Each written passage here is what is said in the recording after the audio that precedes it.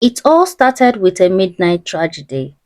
The explosion of shattering porcelain tore through the silent Ikoyi mansion like a gunshot. Young Ada washed plates in a big beautiful house one stormy night in Lagos.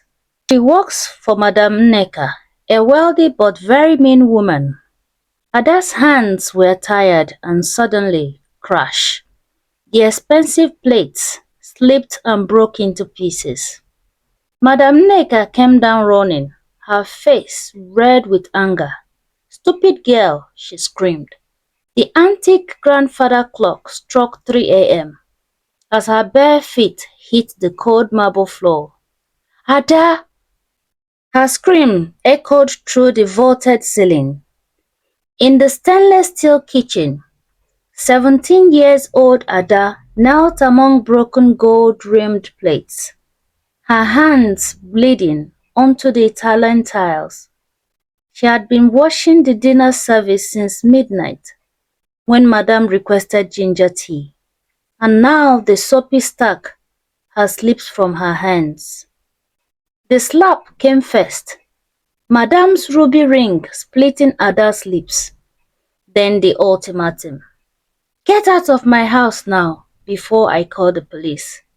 She threw Ada's small bag outside and pushed her into the cold rainy night. Rain fell steadily as Ada walked down Bodilon Road, carrying a plastic bag with a toothbrush and the Bible Sister Ngozi had given her. The security lights of the Nwachukwu mansion were still visible behind her. A black Mercedes approached slowly. Chief Emeka lowered the window, revealing his silk pajamas under an overcoat. "I heard," he stated calmly, placing 5 crisp 5,000 notes into her hand. "Go to 14 Broad Street and ask for Sister Ngozi." As the tail lights faded away, Ada was unaware of Madame Nneka's observing from the balcony, her manicured fingers tightening around her phone. "Emeka," she muttered into the night, "always disrupting my authority with the staff." The hostel's blue walls had peeling paint and smelt of antiseptic. "Your hands indicate a history, child," Sister Ngozi said while treating Ada's cuts. The office walls displayed nursing degrees from London and Lagos. "These are not typical scars. They appear to be injuries from a conflict." "You are safe here, my child," she said. "You will go to school and become someone great." That night, as Ada laid under a mosquito nest for the first time in 2 years, she committed to herself. "I will learn to repair what is broken." And that's precisely what happened. Ada studied hard, even when it was difficult, and years later she became a nurse, then a doctor. She never forgot how Chief Emeka had helped her when she was nothing.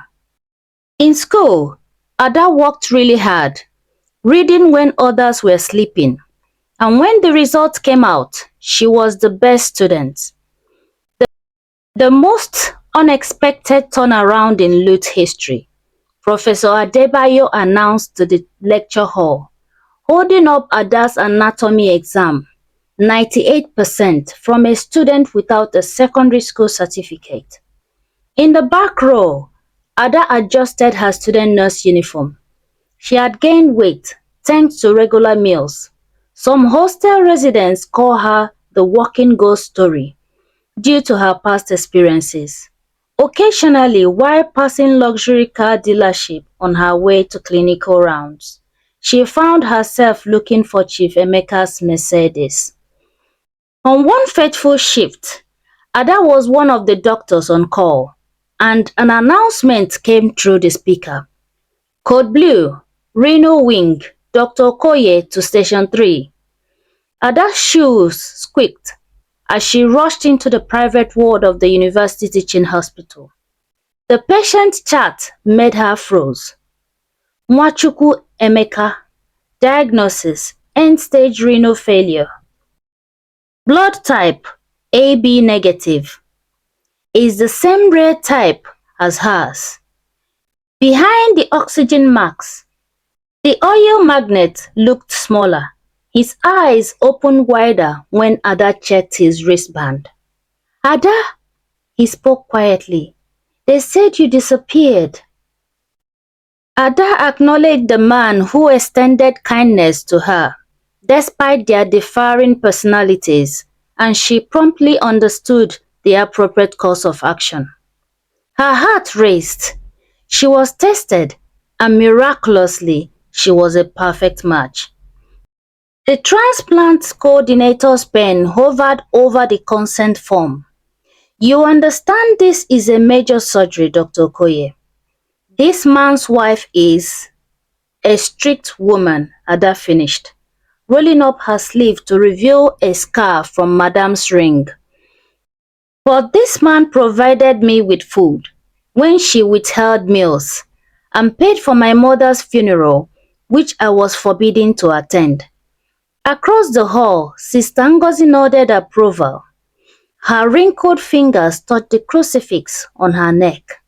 The child returns as the savior.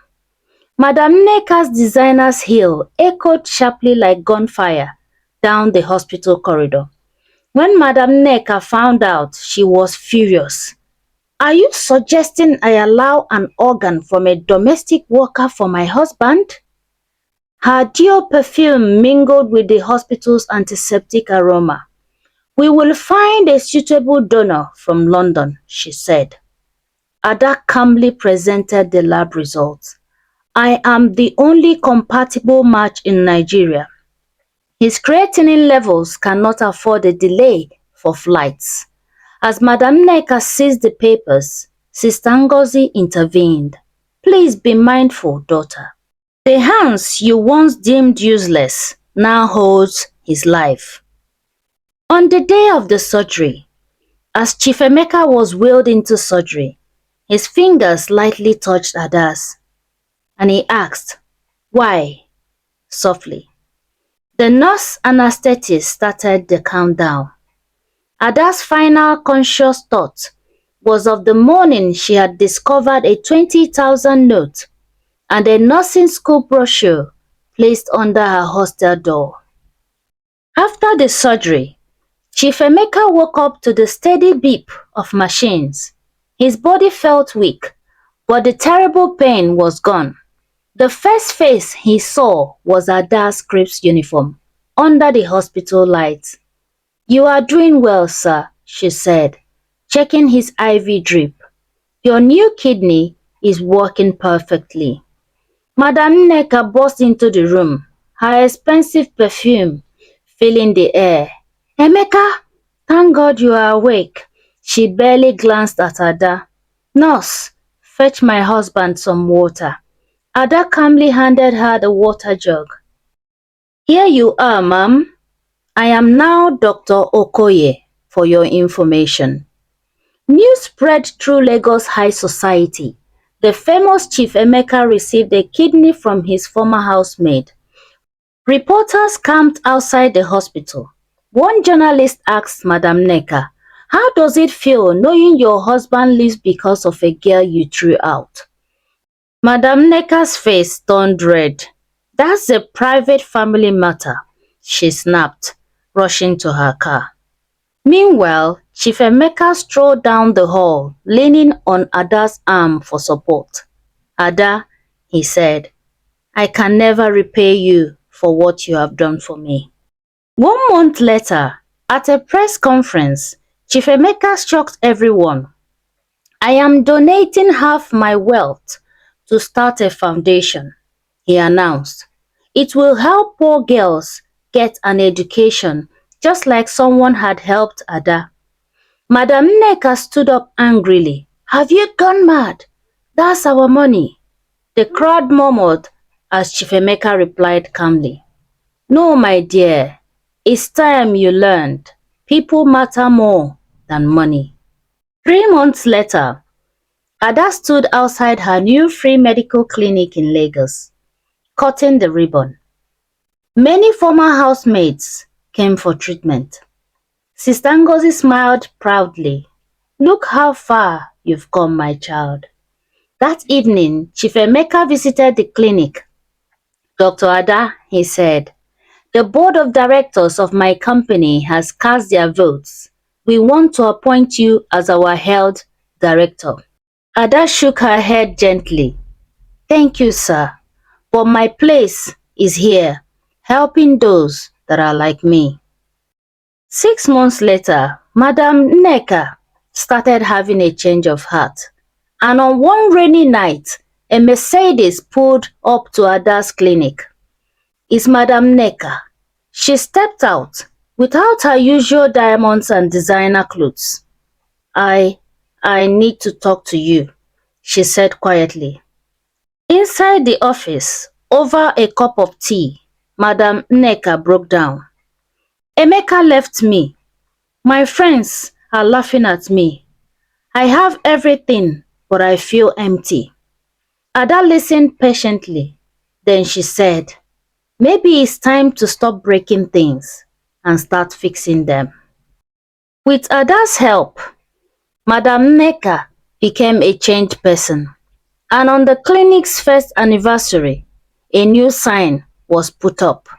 Nneka Nwachukwu Women's Shelter. And Madam Nneka herself brought the first group of abused housemates. These girls need help, she told reporters. I know because I was once the problem. Watching from the crowd, Chief Emeka smiled for the first time in years. With a change of attitude, Mr. Emeka reunited with his wife and both renewed their vows at a small church wedding, while Ada and Sister Ngozi stood as the witnesses to the ceremony. After the wedding, Madam Nneka hugged Ada tightly and said, thank you for saving my husband and now saving me.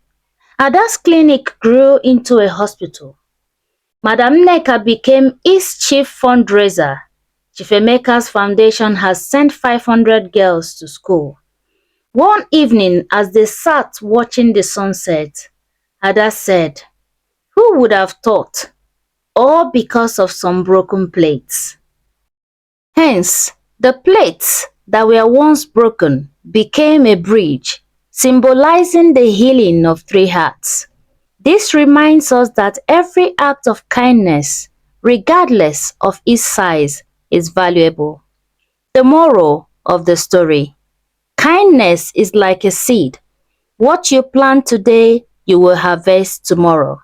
Never look down on anyone, for the hands you push away today might be the ones that will lift you tomorrow. And life is like a clay in God's hands. The pieces will break. He makes them new again.